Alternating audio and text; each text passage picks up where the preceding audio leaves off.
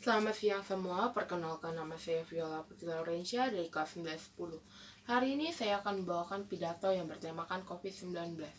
Assalamualaikum warahmatullahi wabarakatuh, Om Swastiastu, Namo Buddhaya, Shalom, salam kebajikan.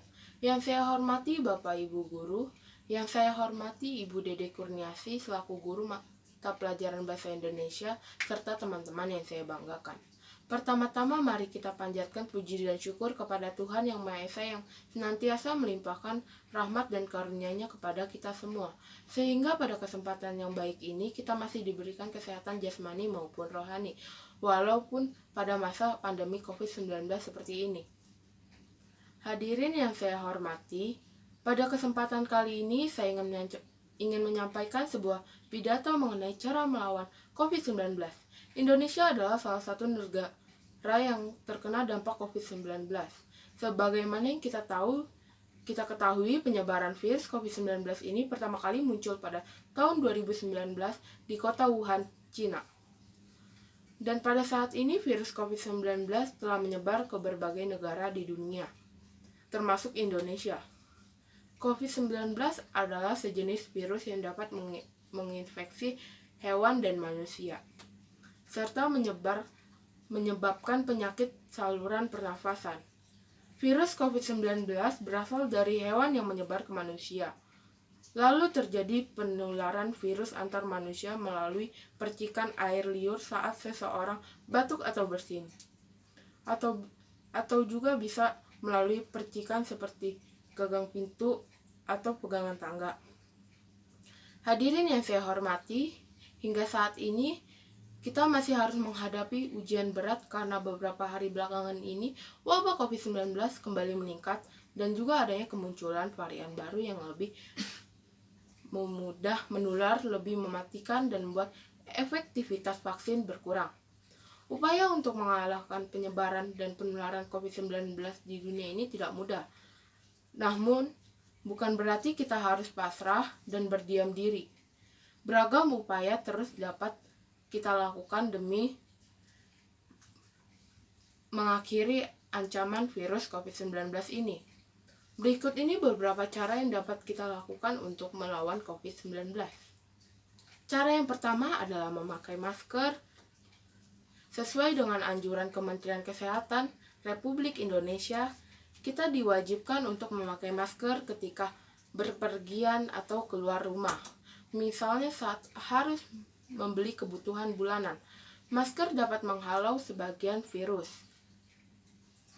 yang keluar saat berbicara, menghela napas atau batuk dan bersin. Masker juga dikenal dengan alat pelindung diri. Sebagai alat pelindung diri, tentunya pemakaian masker harus disertai dengan cara yang benar. Cara memakai yang keliru bisa meningkatkan resiko penularan. Karena terjadinya masalah seperti kebocoran atau masuknya virus melalui sisi masker, beberapa hal yang perlu diperhatikan saat memakai masker yaitu 1. Memastikan bahwa ukuran masker pas dengan wajah, tidak kebesaran dan tidak kekecilan. 2. Mencuci tangan dengan sabun atau hand sanitizer sebelum memakai masker dan melepasnya. 3. Menghindari menyentuh masker apabila sebelum mencuci tangan. Dan keempat, menggunakan 2 masker atau masker ganda. Cara yang kedua adalah mencuci tangan. Tangan tidak bersih memiliki kemungkinan terkontaminasi percikan yang mengandung virus COVID-19. Rutin mencuci tangan hingga bersih merupakan salah satu cara untuk mencegah penularan COVID-19. Untuk hasil yang maksimal, cucilah tangan selama 20 detik, terutama saat sebelum memasak atau makan, setelah menggunakan toilet, dan setelah menutup hidung saat batuk atau bersin. Bersihkan tangan secara teratur dengan cara mencuci tangan pakai sabun dan air mengalir atau dapat juga menggunakan cairan antiseptik seperti hand sanitizer. Jadi kemanapun kita pergi, ada baiknya untuk membawa hand sanitizer. Cara yang ketiga adalah menjaga jarak. Menjaga jarak adalah kondisi menjaga jarak dengan orang lain agar tidak terjadi penularan. Menjaga minimal 1, hingga 2 meter dengan orang lain untuk menghindari terkena percikan air liur dari orang yang berbicara, batuk, atau bersin. Karena percikan yang keluar saat orang sedang batuk dan bersin bisa menyebar sejauh 1,5 hingga 2 meter. Bahkan jika orang yang bersangkutan tidak menggunakan masker saat batuk dan bersin, potensi penyebaran bisa mencapai 6 meter. Oleh karena itu, menjaga jarak untuk setiap kegiatan ini menjadi sangat penting. Cara yang keempat adalah menjauhi kerumunan. Perlu kita ingatkan, semakin banyak dan sering kita bertemu orang, semakin besar penularan virus COVID-19 pun akan semakin tinggi. Oleh sebab itu, hindari tempat keramaian karena orang terinfeksi COVID-19 belum tentu menunjukkan gejala atau yang lebih kita kenal dengan sebutan orang tanpa gejala atau OTG. Cara yang kelima adalah mengurangi mobilitas.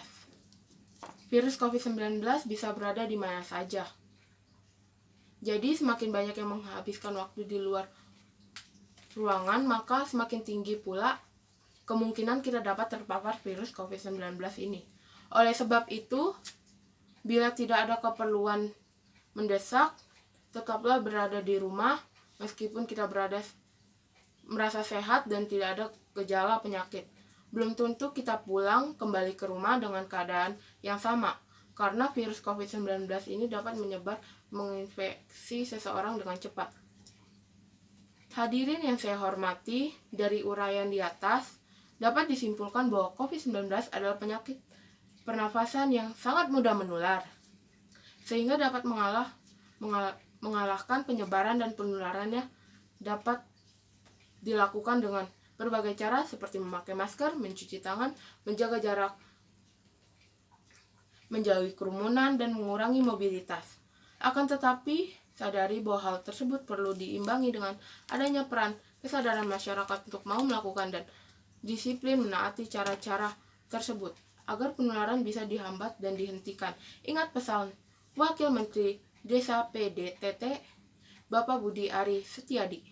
Kunci berakhirnya pandemi COVID-19 adalah dari disiplinnya diri kita sendiri. Lebih baik menjadi sebatang lilin daripada terus-menerus mengutuk kegelapan. Hadirin yang saya hormati, demikian yang dapat saya sampaikan. Mohon maaf jika ada kata yang kurang berkenan di hati. Terima kasih dan Waalaikumsalam warahmatullahi wabarakatuh. Om Swastiastu, Namo Buddhaya, Shalom. Salam kebajikan.